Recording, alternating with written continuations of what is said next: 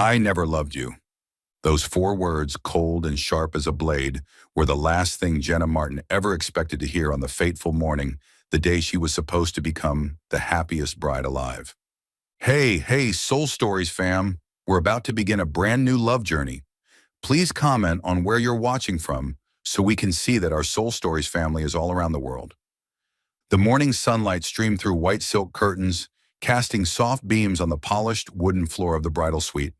The air was filled with the fragrance of roses and peonies, like something out of a fairy tale. Yet Jenna's hands trembled as she lifted the lace veil onto her head. In the mirror, a 26-year-old woman stared back at her with almond-shaped eyes full of worry. "In just one more hour, I'll be his wife," Jenna whispered to herself, forcing a smile, but it wavered as if about to break. Outside, the Martin estate buzzed with activity.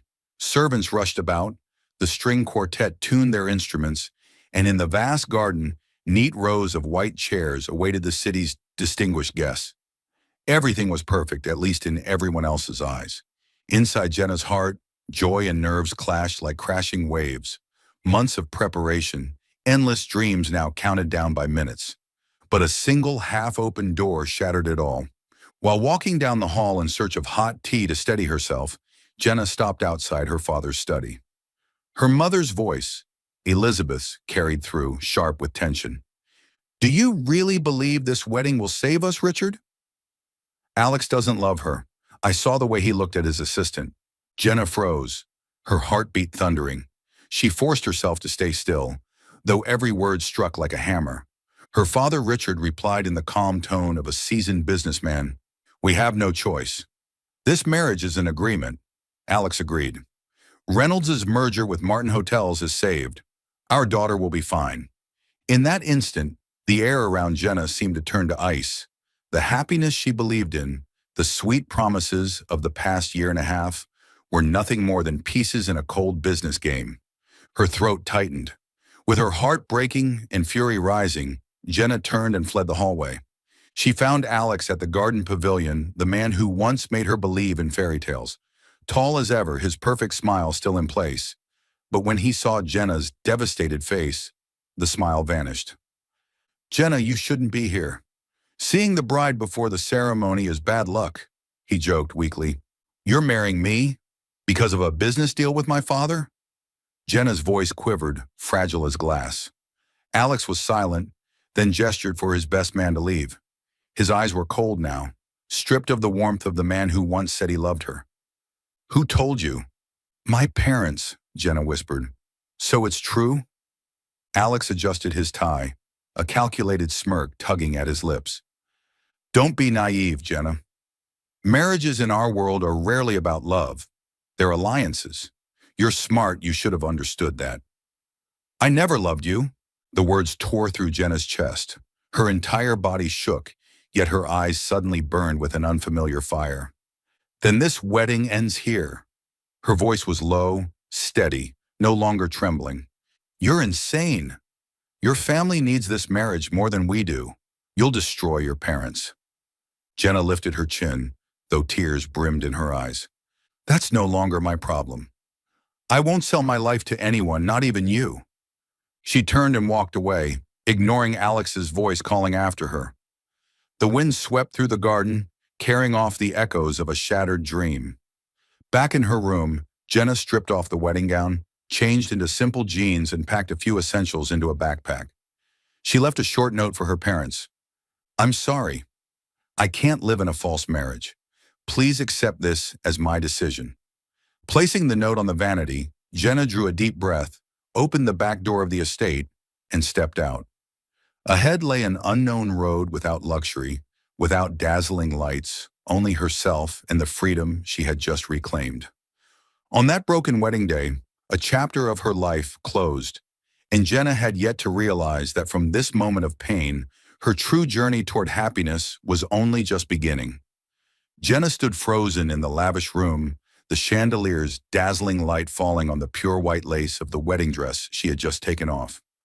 Only a few hours ago, the place had echoed with blessings and the cheerful laughter of bridesmaids and groomsmen. Yet everything had collapsed in an instant when Alex had uttered those cruel words, "I never loved you." Her trembling hands removed each hairpin one by one as Jenna stared at herself in the mirror. Gone was the image of a princess. What remained was a girl with reddened eyes, disheveled hair, and a heart torn apart. She pulled a backpack from the closet, stuffing in a few clothes, her passport, and a bank card. Nothing more was needed because all that luxury now felt like nothing but shackles. Before leaving, Jenna left a note on the table. I can't be a bride in a false marriage. Don't look for me. At midnight, a taxi rolled away from the Martin estate. Jenna looked back one last time at the glowing windows and the stone walls prison bars of her youth. Her chest ached with unbearable pain, yet deep inside flickered a small flame. Freedom. Cedar Grove, a small town hundreds of miles away, welcomed her with the damp chill of dawn. Jenna rented a shabby one-bedroom apartment, a yellowed ceiling, creaky wooden floors, and a tiny single bed. To anyone else, it was just a pit stop.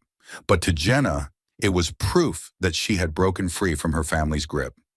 Her first day fending for herself, Jenna stumbled in the tiny kitchen. Her first dinner, a packet of instant noodles burned to a crisp, filling the room with smoke. She coughed violently, half laughing bitterly, half crying as tears rolled down her cheeks. All her life, she'd had maids, chefs, everything prepared for her. Now, even a bowl of noodles was a trial.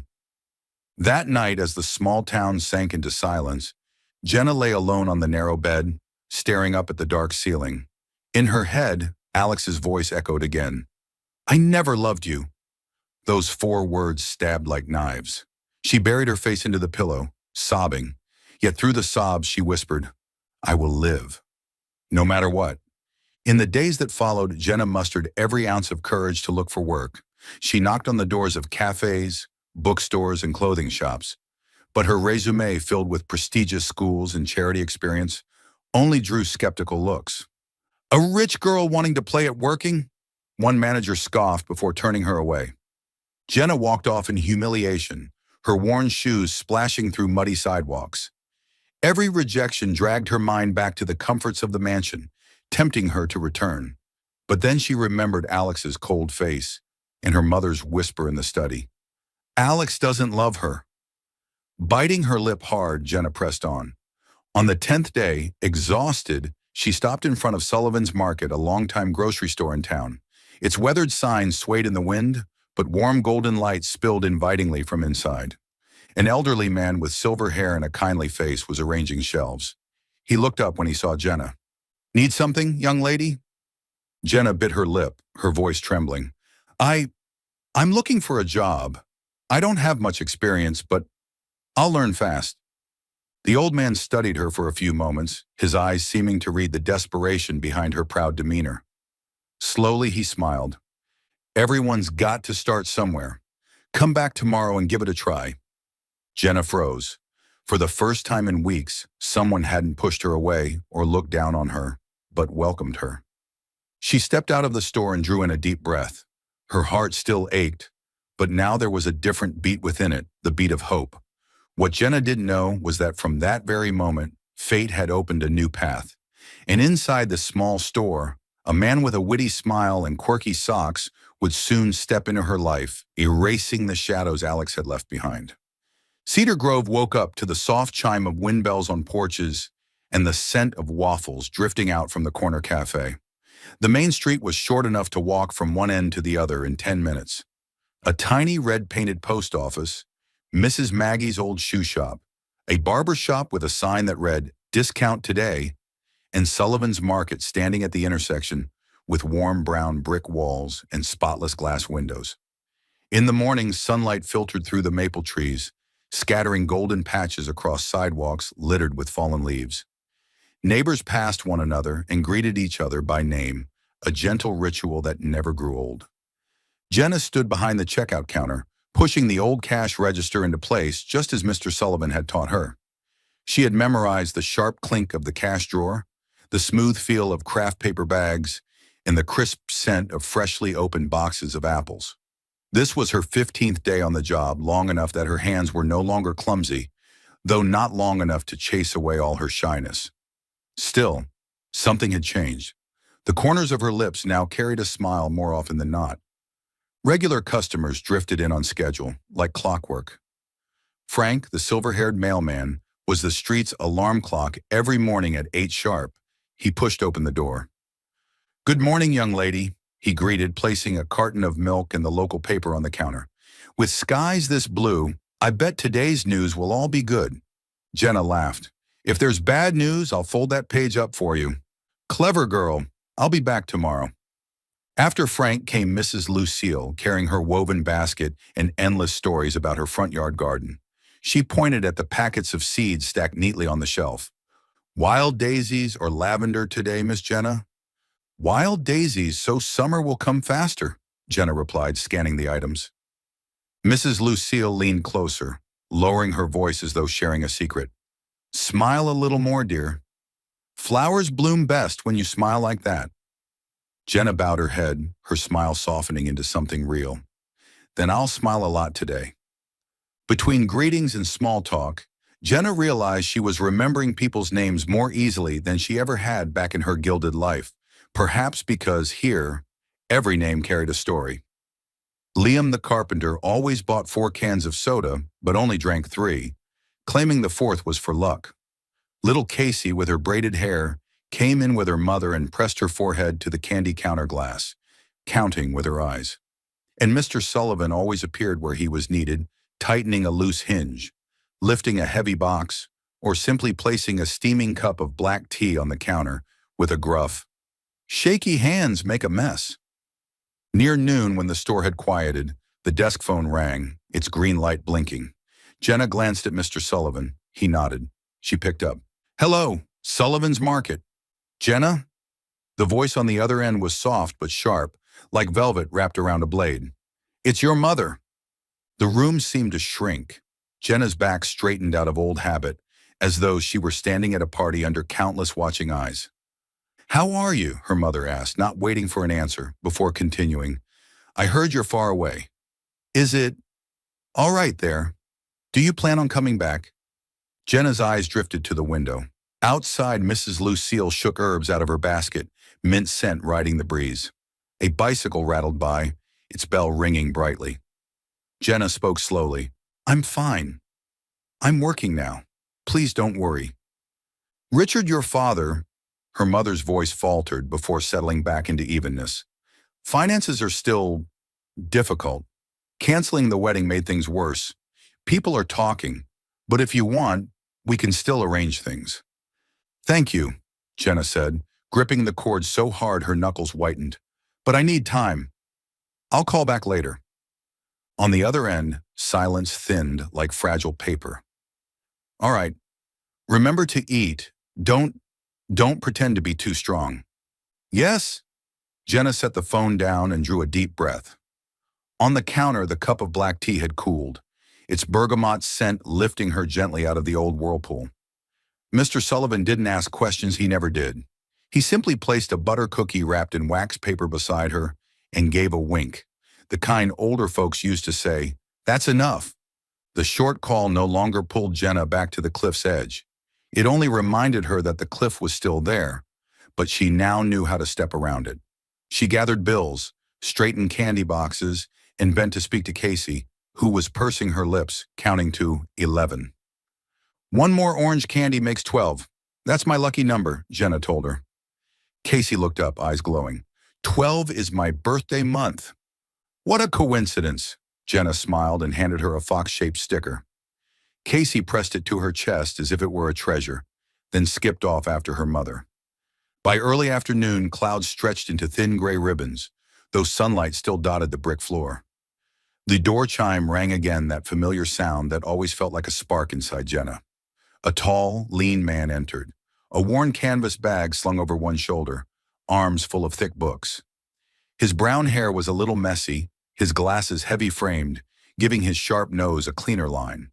He wasn't strikingly handsome, but there was something that naturally drew eyes, a quiet elegance and a smile that arrived before his words. "Hello," he said in a low, warm voice. "Could you tell me, where's the section for people on the brink of collapse?" Jenna blinked, then caught on.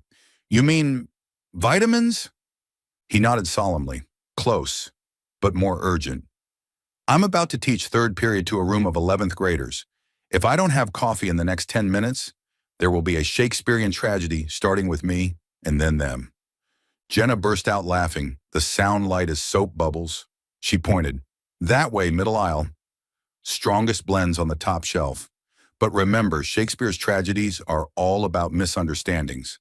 Coffee here never betrays. That line belongs on a classroom wall. He lifted his books. I'll remember it.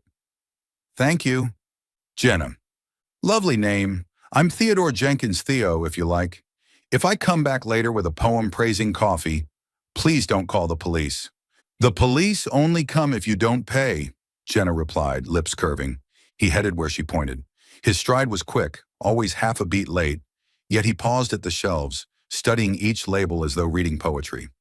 Moments later, he returned with 2 bags of coffee, 1 dark roast, 1 vanilla-flavored, and a bar of dark chocolate. For patient teachers and rebellious students, he said, setting them down. Which one saves 17 teenage souls? Dark roast, Jenna answered, punching numbers into the register. Keep the vanilla for recess as a reward. Wise, Theo admired. Do you teach literature? No, I just work here. The last 2 words came out softer, a leftover reflex of hiding her past. Working here is still an art of persuasion, Theo said, as if reading her mind.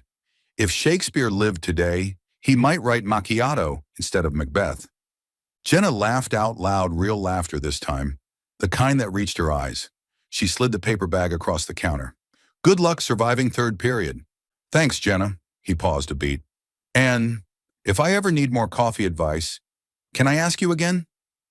The store opens at 8, Jenna replied, her heart giving an unexpected thump. I'm here most days. Perfect. He tipped his head politely and pushed through the door. The chimes sang clear once more. Then the shop settled into quiet. The door closed, leaving behind a warmth around the counter. Jenna looked down at her hands, hands that no longer shook when making change. Hands that were learning the rhythm of this small but real life. She arranged sugar packets and caught her reflection in the candy glass. Still Jenna, but calmer. The smile she had worn lingered at the corners of her lips, like a petal unforced, unguarded. By late afternoon, clouds brushed the tops of the maples, while the street was speckled with sunlight. Frank returned with a mist-delivered parcel. Lucille brought in a bundle of fresh daisies, insisting they brighten the counter. Mr. Sullivan looked at the vase and nodded. Beautiful. Matches your smile. Jenna murmured a soft thank you and bent to wipe the counter. From the door, the chime rang again, short and sweet, like a reminder that tomorrow, the day after, and countless days to come, life would continue in these gentle rhythms. And perhaps, among all the little things, there might be one big enough to change her life. Late at night, as she pulled down the shutter, Jenna looked back inside. The daisies stood quietly in golden light, and on the counter lay an old sticky note from Mr. Sullivan. A smile is the best free service. She chuckled to herself, locked the door, and slipped the key into her pocket. Outside, the breeze carried the scent of maple leaves and a faint trace of coffee from someone's paper bag. Jenna walked home, her steps lighter. In the peaceful town of Cedar Grove, where people greeted each other by first name and spoke of the weather as if sharing moods, she had smiled for the first time in so long, not to please anyone else, but because her heart truly felt warm. And somewhere among the thin crowd, a bespectacled man carried 2 bags of coffee, muttering to himself about Shakespeare. Jenna didn't yet know that this small joke would grow into conversations, park afternoons, and a love as steady as porch lights strung on a summer night. But tonight, one smile was enough. After that afternoon when coffee saved third period from a Shakespearean tragedy, Theodore Jenkins began coming back to Sullivan's Market nearly every day. He didn't always buy coffee. Sometimes it was just a mint candy, a pencil, or a pack of lemon yellow sticky notes. But each time he walked in, the ritual was the same. The bell above the door chimed softly. He tilted his head in greeting, and his smile appeared even before his words. "Hello, Jenna," he'd say, as though her name itself was a warm salutation. "Hello, teacher," she'd reply, still keeping the playful habit. "So what tragedy needs saving today?" "First period, A student asked why Romeo didn't just text instead of writing letters. I need 1 mint candy to restore my faith in humanity. You should hand them out to the whole class, Jenna said with mock seriousness. And add a note. Read the historical context before asking. Good idea. But if I hand them out, there'll be none left, so spare one for this poor teacher. These exchanges soon became the rhythm of Jenna's days. He would show up around lunchtime or late afternoon, right when sunlight slanted through the windows and cast a golden rectangle across the counter. Whenever Theo walked in, Mr. Sullivan would clear his throat and slip away toward the bread aisle to check inventory, leaving the two of them to chat. One day, Theo placed a stack of graded papers on the counter. Paper clips, and if you're selling Hope, I'll take 2 packs. Hope's not on sale, Jenna teased, handing him a box of copper clips, but I'll throw in some good luck. Worth twice the price, he said, eyes behind his glasses catching a playful sparkle. Jenna still held back. She spoke little about herself, more about small details in the shop, the new shipment of apples, Mrs. Lucille's jars of strawberry jam, or the old cash register that sometimes pouted. Theo, meanwhile, patiently opened pathways into conversation without prying classic films, forgotten poems, schoolbook fair posters. His stories carried both seriousness and humor, as though every situation had a small ironic angle, gentle enough to harm no one. One warm afternoon, Theo held up 2 paperbacks. One for me, one for the seniors. But I need expert sales advice. Should I add chocolate to bribe them into loving poetry? Academic bribery? Jenna raised a brow. Call it increasing engagement. Then pick 70% dark sophisticated taste, Jenna said, handing him a bar. And here's a tip. Read poetry after an exam. People find it kinder then. Duly noted, Theo smiled, half serious. And so it went, one little story each day. Jenna told herself, I'm just working. He's just a regular customer. That's all. But on rainy mornings, as she flicked the light switch, a vague anticipation stirred, that the doorbell might ring, glasses would catch the light, and a quip like no other would make the day easier. One quiet noon, with waffle scent drifting in from the cafe and bergamot steam rising from the tea Mr. Sullivan had set down, Theo leaned lightly against the postcard rack, flipping through them as though reading someone's letters. Do you like postcards? He asked, then corrected himself. Sorry, do you like postcards, Jenna? I'm still breaking the habit of calling everyone you the way I do my students. Occupational reflex, Jenna smiled. I like postcards with wide skies. They feel light. Theo pulled out one showing a sloping meadow beneath an open sky. Like this? Yes. Jenna took it, flipping to the blank back. Too empty, though. Empty so we can keep writing, Theo murmured. Like so many other things. Time slowed to half a beat. Jenna heard the low hum of the AC, the rustle of paper, and her own heart not pounding with fear, but beating in a new gentle rhythm. She set the postcard back, slid open the cash drawer as an excuse, and began rearranging coins. Jenna, Theo said softly, pausing over each word. After my last class today, would you like to get coffee? At the cafe down the street, the one with waffles you praised. The invitation fell lightly between them, but for Jenna it carried the weight of a decision. In her mind, a door swung open. A white wedding dress, a room heavy with flowers, a voice cold as a blade. I never loved you. The cliff was still there, familiar enough that one wrong step could send her over. She inhaled, closed her eyes for a moment, then opened them. I'm sorry. I'm not ready.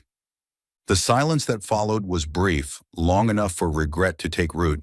But Theo didn't frown, didn't push, didn't ask why.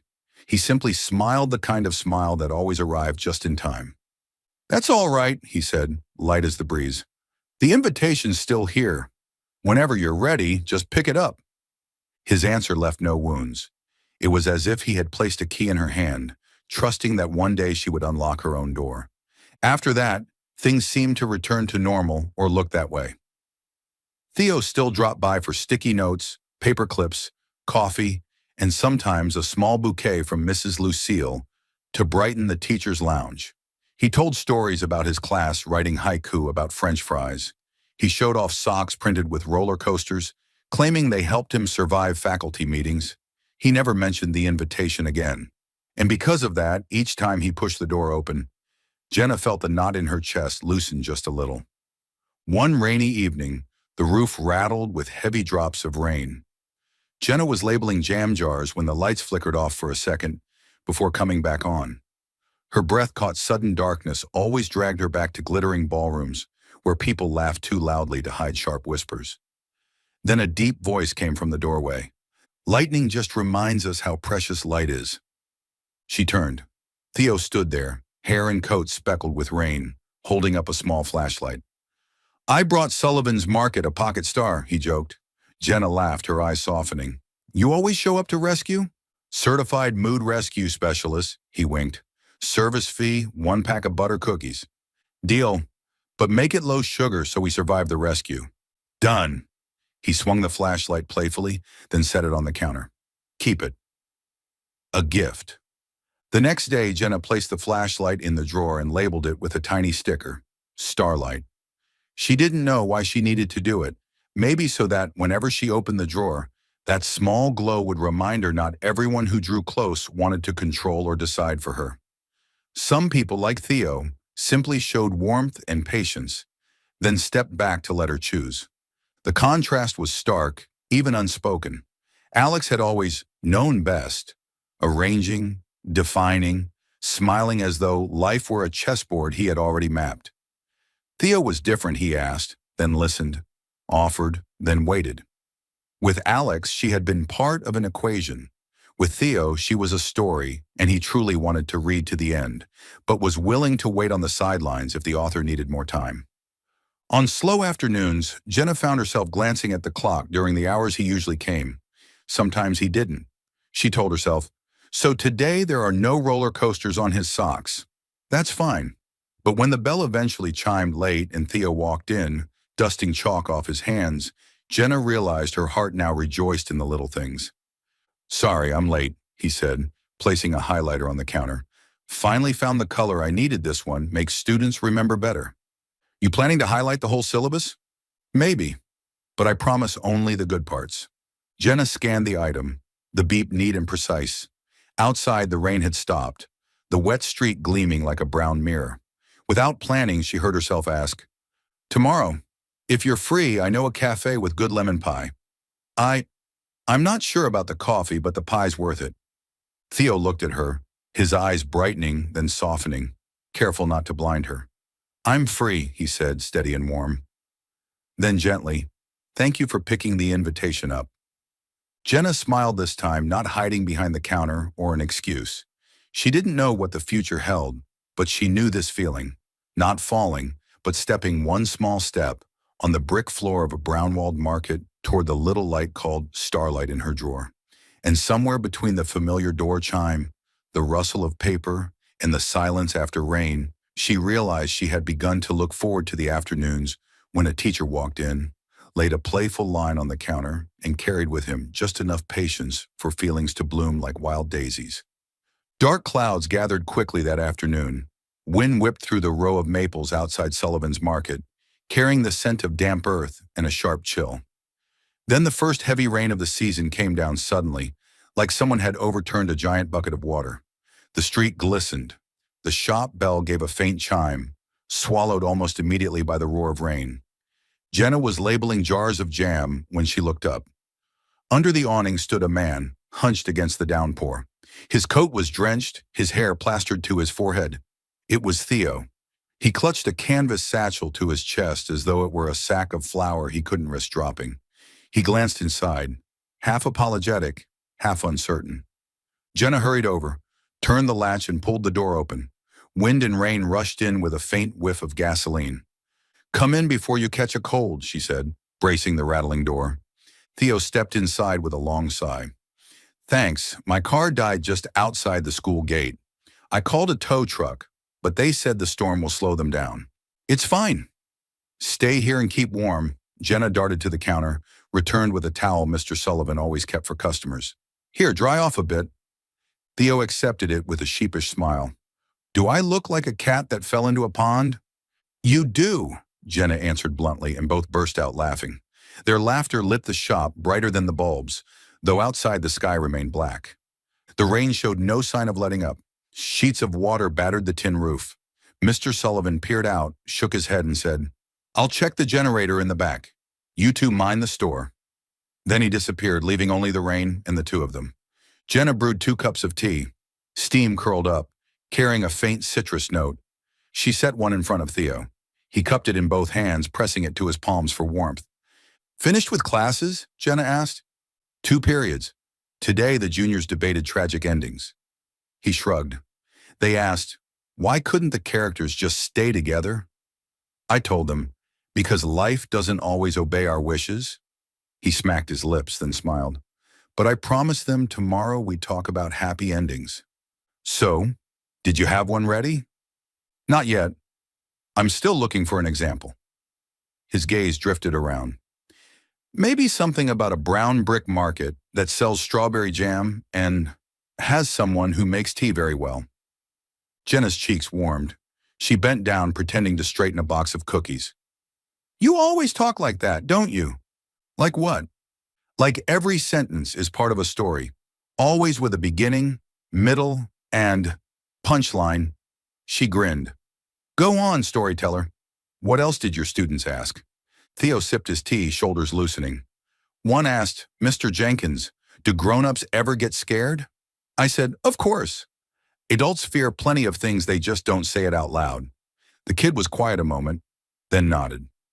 I think that was enough." Jenna looked outside. Rain fell thick as a curtain, blurring the street white. "I'm afraid of many things too," she admitted softly. "But lately I've learned one thing. It's okay to be afraid, as long as you keep moving forward." Theo tilted his head. "Step by step, like counting stairs." "Yes," Jenna nodded. "Step by step." The air slowed. Rain drummed steadily on the roof. The clock ticked on the wall. In the corner, a standing fan clattered as if lulling itself to sleep. Theo set his cup down. "I have something," he said, rummaging in his satchel and pulling out a pair of socks. Dark blue, patterned with little square windows, each dotted with tiny golden lights. Today's theme is city lights. I chose them to remind myself that no matter how dark it gets, there are always homes with lights on. Jenna laughed. "How many pairs of socks like that do you even own?" Theo pretended to think. "If I told the truth, you'd think I'm eccentric." "You already are." "Then honestly enough to open a small museum." He shrugged, eyes bright. "I like little things that bring joy. A pair of socks, a pen, a postcard. They keep me light." "Makes sense." Jenna leaned on the counter. "I like things that make people feel warm." "Like hot tea?" "Like conversations that don't push, don't pry too much."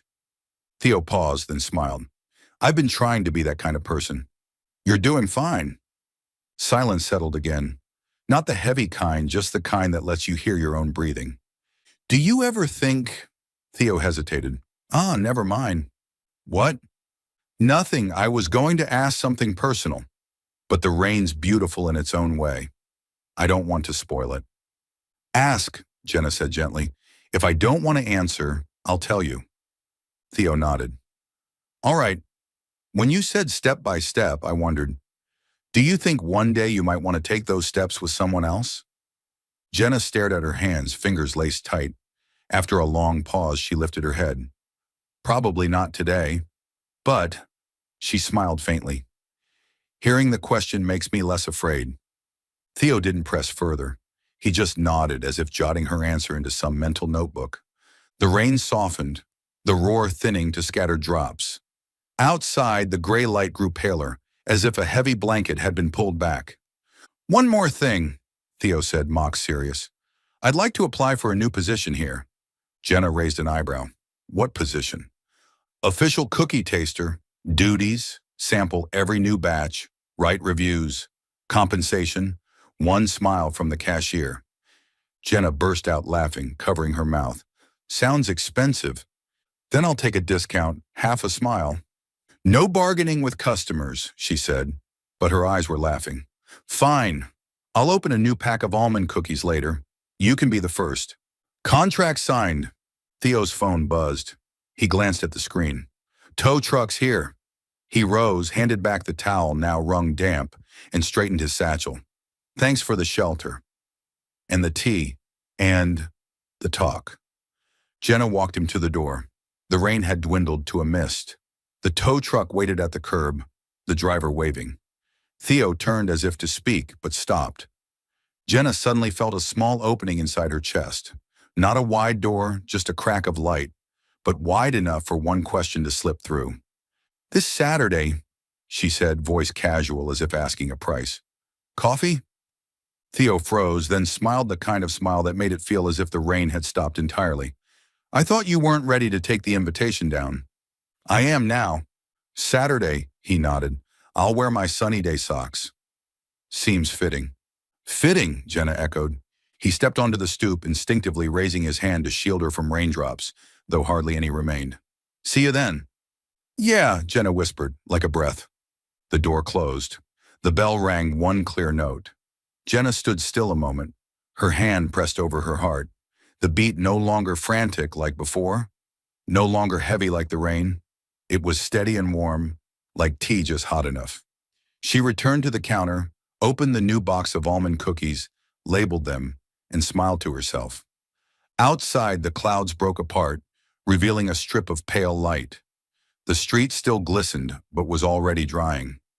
On the shelf lay the towel Theo had returned, still faintly warm. In the drawer sat the flashlight she had labeled Starlight. Small things, but together they formed something large enough. After so many months, Jenna's heart had stirred again. And this time, not out of fear, but out of hope. Soul Stories fam, if you're watching on another channel, come home to us at Soul Stories, where tens of thousands of listeners and sharers come together. Saturday arrived as softly as a wind chime. The sky was clear after the rain, the pavement still damp, the scent of maple leaves fresh and cool. Jenna reached the cafe at the end of the street 10 minutes early. She chose a table by the window, where vines framed the glass and sunlight fell into neat little squares on the tiled floor. Theo arrived right on time, shirt sleeves rolled up, canvas bag slung across his shoulder, and that familiar smile. This place looks like an open book, he said as he pulled out a chair. And we're about to write the first line. Jenna laughed. The first line is always the hardest to write. Then we order coffee first, Theo winked. Caffeine is the friend of all beginnings. They kept it simple. A hot black coffee for him, a cappuccino for her, and a slice of lemon cake to share. Their conversation flowed without effort. Mrs. Lucille's fat cat that liked to nap on the shop's doorstep. The maple tree outside the post office was already changing color, and the cash register jammed again yesterday. Theo told her about a student who had written a haiku about the sound of a ruler dropping in class, so silly it was endearing. In class, they think poetry has to be lofty, Theo said, but sometimes you just write what hits your ears. Like writing what hits your heart, Jenna blurted out, then froze. Theo didn't tease, he simply nodded. Exactly. And don't be afraid it'll be bad. The lemon cake was tangy and soft, the thin sugar glaze melting on her tongue. With every bite, Jenna felt the sourness pull her away from dark corners. She wondered if happiness might be exactly like this simple quiet. Afterward, they strolled through the park. Rain still clung to the grass, while sunlight dried the droplets on the leaves. Children chased each other around the fountain. A little dog tugged on its leash, fascinated by its own reflection in the shimmering puddles. Do you like parks? Theo corrected himself mid-sentence. Yes, because here, people don't have to perform. True. Grass doesn't pretend to be grass. The sky doesn't pretend to be sky. Everyone just is. Jenna thought of grand parties, carefully angled smiles, polite conversations on the right topics. Here she could breathe. She wasn't the Martin daughter. She wasn't the abandoned bride. She was just Jenna, a girl walking beside a man whose stories made the world feel lighter. They sat on a wooden bench overlooking the lake. Theo pulled a small box wrapped in newspaper from his bag. For you, he said. No reason, no occasion. Inside was a pair of cream-colored socks, patterned with tiny daisies stitched around the cuffs. On the edge, two little words were embroidered in gold thread. Brave step. Brave step, Jenna read aloud, then laughed. You really are the king of odd socks. Every king needs a title, Theo shrugged. But I like the word step. Not leap, not plunge, just step. Manageable. Jenna folded the socks and brushed the embroidery with her thumb. Thank you, she said quietly. I'll wear them on a windy day. There's a little wind every day, Theo said. Wear them whenever you like. Later, they visited a second-hand bookstore at the corner. The wooden door was peeling, and the smell of old paper was warm as a quilt.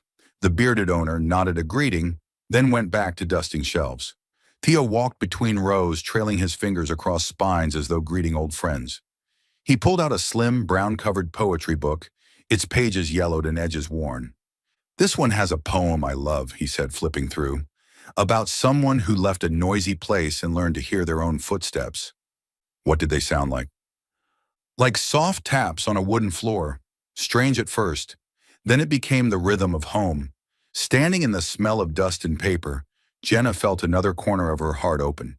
She touched the book's spine, as if testing its warmth. I used to hear nothing, she whispered. Too much noise. Theo closed the book gently. But now you do. Yes, a little. They each bought a book. When they left, the sun was already slanting low in the sky. They walked along tree-lined streets toward the weekend market. A flower cart brimmed with wildflowers, yellow, white, purple, swaying in the breeze. Theo picked a small bouquet of daisies. For the teacher's lounge, he said, and one for Starlight. Jenna laughed. You even remember the flashlight's name? I remember the things that light up my days. At the top of a slope, Jenna stopped. Down the street, someone's yard still had string lights hanging from last season. Tiny bulbs waiting for the night. She drew a breath and turned to Theo. I want to tell you something, she said, and the moment she did, she knew she was ready. They found an empty stone bench. The breeze carried the scent of dry grass. Slowly, Jenna began. About the ruined wedding, the cold words like iron, the taxi pulling away from her family's gate, the tiny rented room, the burnt noodles. She paused sometimes when her throat closed, and Theo silently handed her his water bottle. He didn't interrupt, didn't probe. He just listened. There were times I thought I'd never love again, Jenna finished, not out of bitterness, but because I feared if I opened the door, the wind would blow everything out. Theo met her eyes, calm and steady. No judgment, no pity. He was a fool, he said simply, as if stating a fact. Because of him, you're here with me. Jenna laughed, tears spilling with it. His words were light as a hand on her shoulder, neither trying to heal nor instruct, just saying, you're here now. It's okay. They sat a while longer, watching clouds drift. A child walked past holding a red balloon, its shadow stretching long on the pavement like a kite learning to fly. Something inside Jenna loosened. She reached into her coat pocket and touched the edge of the socks, the daisies silent. But their stitched words whispered, brave step. On the way back, they didn't speak much. They didn't need to. The silences were warm. At the door of Sullivan's Market, Theo stopped. Thank you for telling me, he said. Your story isn't light, but it's true. And truth lasts. Thank you for listening, Jenna replied, without cutting in. I'll be back tomorrow to buy whatever I can make up. The store opens at 8, Jenna smiled. And don't forget the daisies for the teacher's lounge. Of course. He walked away, tall and lean, fading into the late sunlight. Jenna stood before the shop window, catching her reflection. It was still her hair tied back, light jacket, eyes no longer swollen from crying. But something was new, the feeling of being herself without anyone's permission. These simple dates had opened a door. Love wasn't a performance. Love was sitting on an old wooden bench, sharing a slice of lemon cake, saying just enough. She pushed open the shop door. The bell chimed. Mr. Sullivan looked up from the ledger, eyes twinkling. That lemon cake down the street good? Good, Jenna said. Sweet and sour. Balance, he nodded. That's the secret. Jenna smiled too. She understood now, not just the cake, but her life balance between what she had lost and what was coming, between fear and hope, between silence and words, and tomorrow when the bell rang, she knew she would lift her head, not waiting for a miracle, but ready to say hello to someone who had taught her that even the smallest steps can take you far. In the days following their first date, Jenna's life felt different. She no longer opened the shop and worked like a machine. Now at a certain hour each day, her heart would automatically wait for that familiar chime of the bell. And when Theo walked in with a smile that always came before his words, the whole room seemed a little brighter. Mr. Sullivan noticed it even before Jenna did. Once catching her subtly fixing her hair in the shop window just before Theo's usual arrival, he only chuckled quietly, saying nothing. Neighbors, too, had started whispering, "That new teacher and the cashier do make a good pair." Jenna often blushed at the comment, yet inside a quiet warmth spread. Theo never pushed. He simply appeared with steady regularity, telling her about noisy lessons, his students' pranks, or the latest quirky pair of socks he had added to his collection. "Today it's whales," he said once, tugging his pant leg up, "to remind myself to breathe, or I'll drown in ungraded tests." Jenna laughed out loud, real laughter, not forced. She began letting Theo step into small corners of her life. One evening, he brought her a bouquet of wild daisies from Mrs. Lucille. Another time, they strolled through the weekend market together, Jenna buying peaches, Theo picking up a stack of secondhand books. Nothing grand, but every moment felt easy. Still, deep inside, fears lingered. Shadows of the past hovered. Some nights she dreamed of the ruined wedding, Alex's voice echoing, "I never loved you," and woke in the dark with her heart racing. One evening, Theo texted that he'd be having dinner with a female colleague, a new teacher at school. The message was ordinary, but Jenna froze. Old images surged back, Alex insisting, "It's just work," before she discovered the bitter truth. The whole evening she paced her small apartment, pulse hammering like drums. When Theo returned late, he knocked on her door, holding a stack of student notebooks. Seeing Jenna's tense eyes, he frowned in confusion. "What's wrong?" he asked. She shook her head, but her voice trembled. I don't like this feeling. It drags me back to before. I'm afraid one day you'll—" She couldn't finish. Theo stood silent for a few seconds, then set the notebooks on the table. He stepped closer, gently resting a hand on her shoulder, grounding her in his warmth. "Jenna, look at me." He waited until her eyes lifted. "I am not Alex. I have nothing to hide from you. If I go somewhere with someone, you'll always have the right to know. And if one day I'm not here, there'll only be one reason, because I've left this world. As long as I'm alive, I'll be here with you." Then he pulled her into his arms. Not hurried, but firm, patient, an embrace that carried warmth in every heartbeat. Jenna stiffened at first, then slowly softened. Her fear didn't vanish instantly, but it was muffled by a simple truth. This embrace was real, this breath was real, and nothing resembled the painful past. "I trust you," Theo whispered into her hair, "and I hope you'll trust me too. But you don't have to force it today. Take your time. Your heart will open when it's ready. I'll be here, waiting." Jenna closed her eyes as tears slipped down her cheeks. For the first time, instead of feeling weak, she felt heard and accepted. That night, after seeing Theo off, Jenna lingered long on the porch. The night air was cool and gentle. She pressed her hand to her chest and realized her heart no longer pounded. From fear, it beat more evenly now, like a song slowly finding its rhythm again. Her heart was opening little by little. Cedar Grove at night had its own quiet beauty. No noise, no crowds, just street lamps casting a gentle golden glow onto rain-washed bricks. The shops were closed, the cafe at the corner lit with strings of bulbs sparkling like stars. A soft breeze carried the scent of dry grass and the sweetness of baked goods. Jenna and Theo walked side by side down the narrow street. They weren't in a hurry, with no clear destination. They simply walked, chatting about little things, his noisy classroom, their kind neighbors, whether it might rain again tomorrow. Sometimes they fell silent, but the silence wasn't heavy. It was like a soft background melody to their steps. As they passed the town square, a lamppost cast a round circle of light on the pavement. The children had gone home, leaving only a few couples on stone benches. Jenna tilted her head toward the sky. Only a few stars were visible. In the glow, Theo's face was clear, his eyes warm and steady. "What do you fear most?" he asked suddenly, his voice low, blending with the breeze. The question made Jenna pause. Memories rushed back. The cold white wedding dress, the cruel words, "I never loved you," the nights she cried alone in her small apartment. She pressed her lips together, inhaled, then slowly exhaled. "I'm afraid," she fixed her gaze on the pool of lamplight ahead, "of loving the wrong person again." The air seemed to dip. Jenna's chest tightened, as if she had confessed something shameful. But Theo didn't flinch, didn't laugh, didn't rush to soothe her. He simply slowed his steps, closing the distance between them, and said softly, "I won't promise to be perfect. I'll be clumsy, lazy at times, maybe even frustrate you." He stopped, turning to face her. The lamplight fell across his shoulders, his shadow stretching long at his feet. "But there's one thing I can promise. I will never abandon you.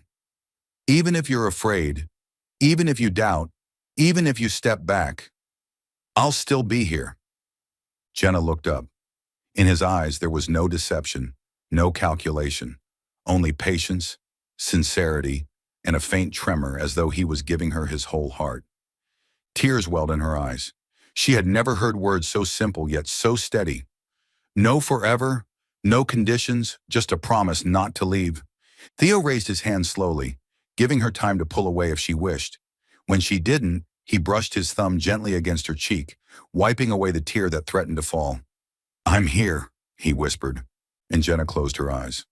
The kiss wasn't hurried, wasn't intense, just lips touching in the lamplight, soft and peaceful. Unlike the glamorous, hollow kisses of her past, this one asked for nothing, proved nothing. It was simply an answer. "I trust you." Her heart beat faster, but not from fear. It beat with life, with hope. Warmth spread through her, as if the icy wall she'd carried for 3 years had cracked open and let the light pour in. When they parted, Jenna kept her eyes closed a moment longer, then let out a shaky laugh. "Different," she whispered. "Different how?" Theo asked softly, his gaze fixed on her face. "Different from everything I ever thought love was," Jenna said, opening her eyes to meet his. Theo smiled, quiet but warm enough to melt her chest. He took her hand, their fingers locking firmly together. They continued walking beneath the lights, but now the road was no longer just hers, or his. It belonged to both of them.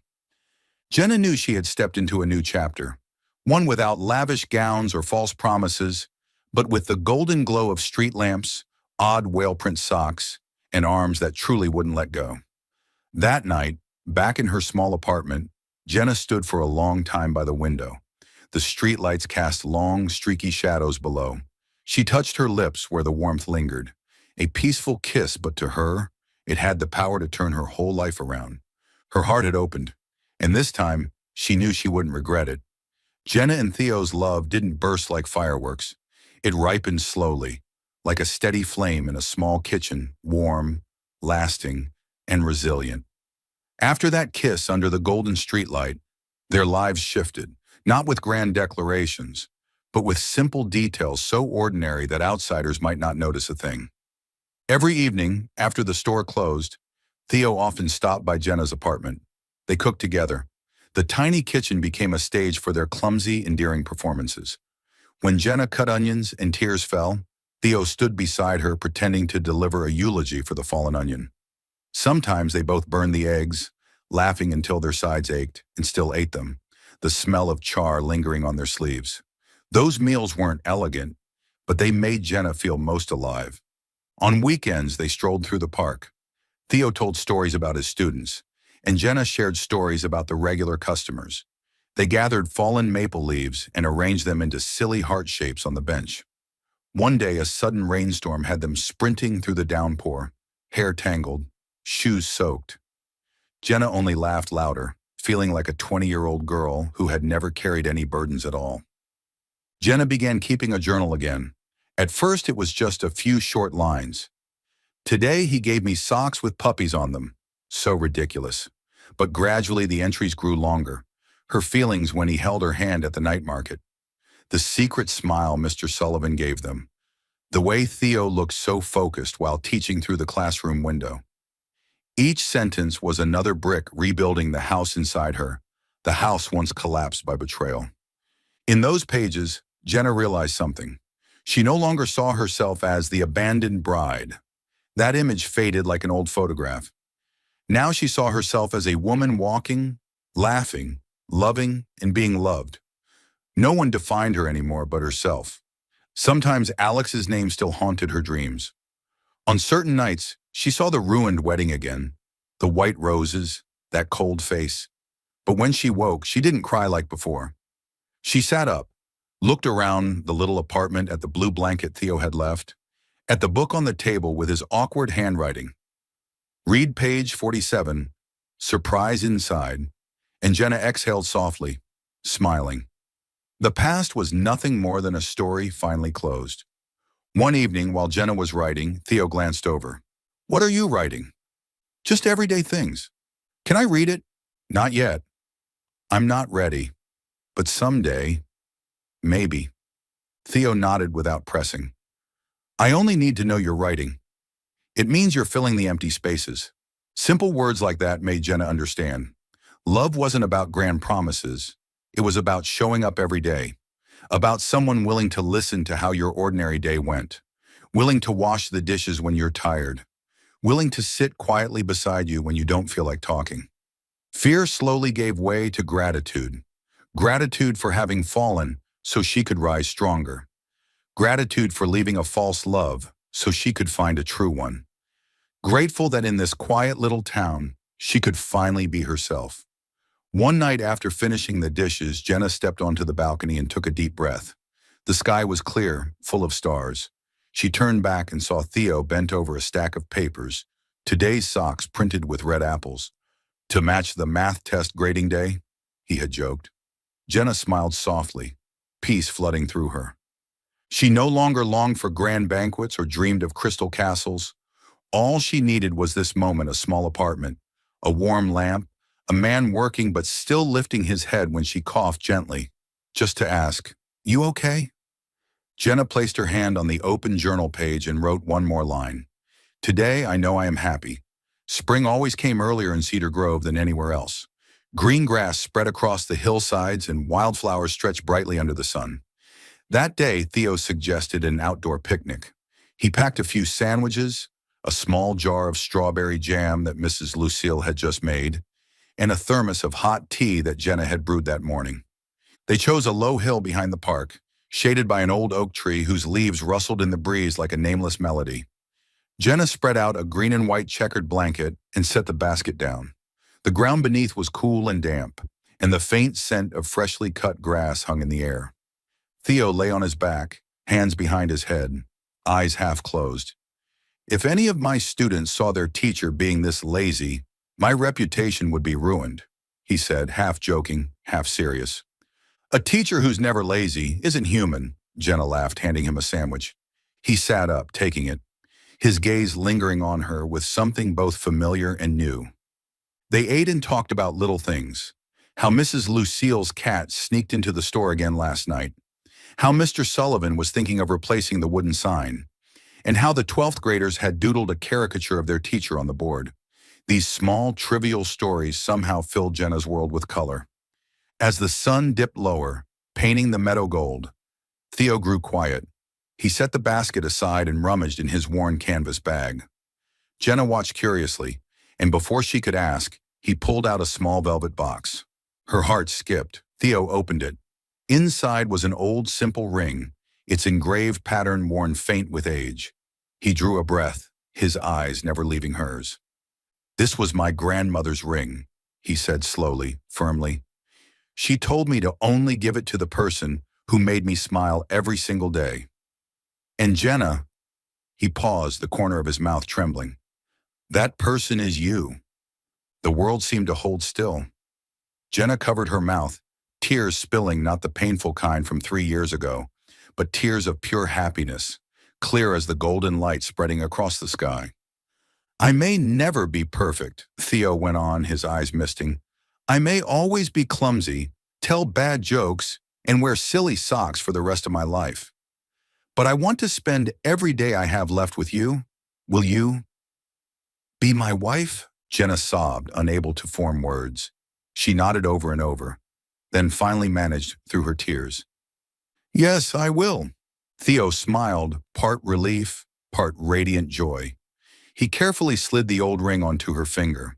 It didn't sparkle like diamonds, but it fit so perfectly it felt like it had always belonged there. Above them, sparrows chirped as if joining the vow. The spring breeze carried the sweetness of wildflowers. Jenna rested her head on Theo's shoulder, tears still falling, but her smile glowing bright. You know what? She whispered. This is the most beautiful proposal I could ever imagine. Theo squeezed her hand. Because it's real. More real than anything else. They sat together for a long time, watching the sun sink behind the trees. No fireworks, no orchestra, no hundreds of strangers. Just the two of them, a simple silver ring, and a love that was genuine. For Jenna, that moment erased the wound of the past. She was no longer the bride abandoned at the altar of white roses. She was the woman chosen, loved, and promised with a true heart. And as the last light disappeared, Jenna knew. From this day forward, her life had turned to a brand new page. Spring in Cedar Grove arrived earlier than anywhere else. The path leading up the hill behind the park was carpeted with yellow dandelions, dotted with lavender, purple, and white daisies. That morning, the breeze carried the fragrance of wildflowers, brushing against the steps of a small wooden chapel, nearly a century old. It was there that Jenna and Theo chose to celebrate the most important day of their lives. There was no lavish orchestra, no golden floral arches. The chapel doors were decorated with garlands that neighbors had woven the night before. On the simple wooden pews, white ribbons were tied by hand, swaying gently in the wind. Morning light streamed through stained glass windows, scattering luminous patterns across the old stone floor. Jenna stood in the small preparation room at the back. This time, her wedding dress wasn't a designer gown of intricate lace. It was a simple white dress, softly fitted at the waist and falling to her ankles. Her hair was loose, tucked with a few wildflowers picked at the last minute, but they shone brighter than any crown. In the mirror, Jenna saw her eyes sparkling, not because of makeup, but because of true happiness. Mr. Sullivan knocked on the door, holding a bouquet of daisies. Young lady, are you ready?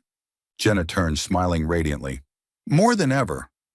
Outside, the pews were filled, not with the elite or magazine faces, but with Mr. and Mrs. Sullivan, with Mrs. Lucille clutching her basket of flowers, with Theo's colleagues from the high school, and the neighbors Jenna greeted each morning. They laughed warmly, each one as eager as if attending a family wedding. The sound of a guitar began to play imperfect, but heartfelt. The chapel doors opened, and Jenna walked in, step by step, along the grassy aisle. All eyes turned toward her, and for the first time in her life, she didn't feel afraid of their gaze. She smiled a full, unguarded smile. At the end of the aisle stood Theo, in a simple gray suit. No silk tie, no elaborate boutonniere. Only his deep eyes followed her every step, and a smile that looked as if it could hold the whole world. As Jenna neared him, she froze for a moment. At the last row, a familiar figure stood quietly, her mother. She wore a pale blue dress, her hair streaked with gray, her eyes red-rimmed. Tears ran down her cheeks as she watched her daughter glowing in a wedding she once thought would never happen. Jenna's throat tightened, but instead of pain, she felt peace. Her mother said nothing, only gave a small nod. Jenna's smile widened, carrying a silent forgiveness. The ceremony was simple. The pastor spoke the familiar words, but to Jenna they sounded new. In joy and in sorrow, in wealth and in poverty, will you stay by this person's side for the rest of your life? Theo squeezed her hand, his voice steady and deep. I promise. Not just today, but every day. Then it was Jenna's turn. She looked straight into his eyes, remembering the days she had stood back up alone, the quiet smiles she had found by his side. I promise. Not because I need someone to hold me up, but because I choose you, and I will choose you, again and again. When the rings slipped onto their fingers, Jenna felt her heartbeat merge with Theo's breath. There were no fireworks, no thunderous applause, only the chirping of birds outside the window, and the soft whisper of the wind against the wooden roof. But in that moment, she knew she was living in the truest love. The guitar began again, and the guests rose to their feet, clapping in unison. Jenna and Theo shared a long kiss, not showy, but full of peace. The whole chapel seemed to glow. The small reception was held right in the backyard, beneath strings of lights hung across the trees. Wooden tables were lined with homemade pastries from neighbors, apple cider brewed by Mr. Sullivan, and jars of wildflowers gathered from the fields. Children ran about, adults laughed and talked, and music played from an old speaker that still carried joy, despite its age. Jenna looked around, her heart overflowing with gratitude. She didn't need 10,000 white roses or hundreds of prestigious guests. All she needed were these familiar faces, these genuine smiles, and the man whose hand held hers tightly. She whispered to Theo as they stood under the golden light strung above, "I never thought I could be this happy." Theo leaned down and kissed her forehead. "Because you were brave enough to take one more step." That night, with laughter ringing and warm light glowing around them, Jenna knew her life had truly entered a new journey, one of simple but enduring love, where vows didn't need extravagance, only sincerity. 3 years passed in the blink of an eye, but for Jenna, every day was memorable. She and Theo didn't live in a castle or a grand estate, but in a small red-roofed house on the edge of Cedar Grove.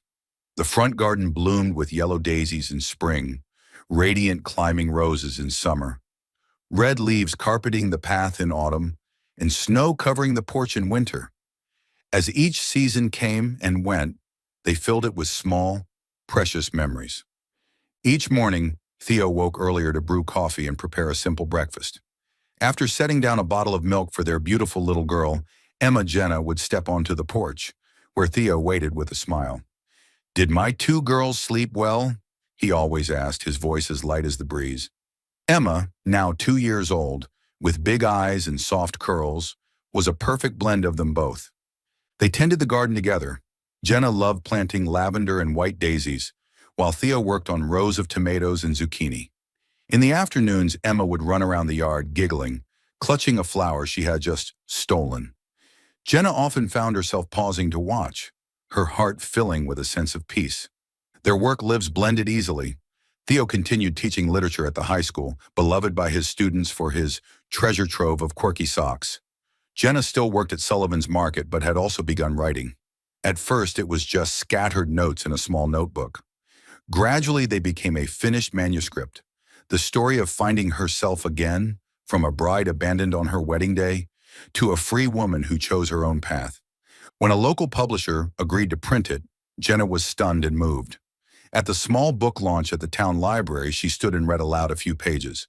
Her voice trembled at first, but when she saw Theo holding Emma in the front row, his eyes full of pride, her confidence returned. She realized the story wasn't only for her, but for anyone who had ever thought they'd lost everything. Jenna titled the book The Free Woman. Not a princess in a castle, not the bride of a wealthy family, but simply a woman who had learned to stand tall, to love, and to trust again. On summer nights after Emma was asleep, Jenna and Theo often sat on the porch sipping a little red wine. They retold the small events of their day, laughed over their daughter's mischief, or simply sat in silence watching the moon rise above the trees. "Our love is like wine," Jenna said once, tracing circles on the rim of her glass. "The longer it rests, the sweeter it becomes." Theo smiled and tapped his glass lightly against hers. "And I hope to drink this wine for the rest of my life."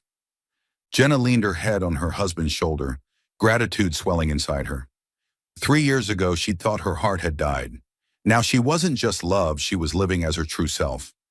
In Cedar Grove, this simple life overflowing with love was her very own fairy tale. No castle needed, no magic required, just two hands intertwined and a heart that would never let go. Thank you for being part of Soul Stories. If you're listening on another channel, come back to the official home so you can continue our love journeys together with the Soul Stories family. The conference hall was illuminated by bright lights. Posters lined the corridors, announcing keynote speakers, panel topics, and displays of newly released books. Jenna clutched her proof copy close to her chest, her heart both nervous and proud. For the first time, she was attending a literary conference, not as an onlooker, but as an author. Theo was preparing for his lecture on modern poetry, while Jenna strolled through the exhibition area, browsing the rows of books. She never imagined that here, of all places, the past would suddenly appear. Through the crowd, a familiar face emerged. Alex. He was still tall, but no longer carried the commanding aura he once had. His hair was flecked with gray, dark circles shadowed his eyes, and his shoulders stooped, as though weighed down by too many failures. When their eyes met, he froze. The confident smile he had always worn was gone, replaced by uncertainty and tremor. "Jenna." His voice was hoarse, drained of strength. "Is it really you? You look so different." Jenna met his gaze calmly. 3 years ago, even hearing his name would have pierced her heart. Now she felt only an empty distance, no love, no hatred. Just a stranger who had once walked through her life. Alex swallowed hard, his voice breaking. "I was wrong. I was a fool to treat you as nothing more than part of a deal. Since that day, I haven't had a single night of peace. I lost the company, I lost my friends, and worst of all, I lost you." Jenna exhaled lightly, not because his words touched her, but because she realized they no longer held any power over her. Looking straight into his eyes, her voice was steady, clear. "You know, if you hadn't been so cruel back then, I might never have had the courage to leave that golden cage. Thanks to you, I found myself again. And now I'm living the life I chose." Alex looked stricken, as if she had delivered the final verdict. At that moment, Theo appeared beside her, resting a gentle hand at her waist. The gesture was quiet yet unshakable, conveying love, trust, and permanence. Alex saw the light in Jenna's eyes when she turned toward her husband, the way the two instinctively leaned into each other. He understood then that what he had lost could never be reclaimed. "I wish you happiness," he whispered before turning away, his figure retreating slowly into the crowd. Jenna stood still for a moment, her hand clasped tightly in Theo's. There was no pain, no regret, only a clear truth in her heart. The past was truly behind her. After the brief encounter, Jenna and Theo quietly left the conference hall. Outside, the late afternoon sun spilled golden warmth across the square. Jenna walked slowly, feeling as though she had finally shut a door that had been stuck open for years. Theo squeezed her hand, his eyes searching hers. "Are you okay?" Jenna smiled, a smile of freedom and lightness. "I'm okay. In fact, I've never felt lighter than I do today." They strolled beneath rows of green trees, sunlight stretching in long beams across the cobblestones. Children ran around the fountain, their laughter echoing. Jenna turned to her husband. "Do you know what I was just thinking?" He raised his brows. "I'm grateful even for the painful journey. Without it, I wouldn't have had the courage to leave, and I would never have met you." Theo smiled, pulling her close. "Then let me help you write the next chapters, not with tears, but with days filled with peace." As they walked, they talked about the future, her plans to publish another book, Theo's dream of opening a small community class on literature, and their idea to expand the garden behind their home to plant more lavender. Emma would grow up surrounded by laughter and love, never witnessing what her mother had endured. The sun dipped lower, painting the sky with vivid shades of orange. Jenna paused to take in the view, then turned to Theo and whispered, "Thank you, and thank fate too for bringing me here." Theo pressed a kiss to her forehead and murmured back, "Our story is just beginning." Hand in hand, they walked beneath the golden light, leaving the past behind them. Ahead stretched a road filled with hope. One chapter had closed. A new life had begun.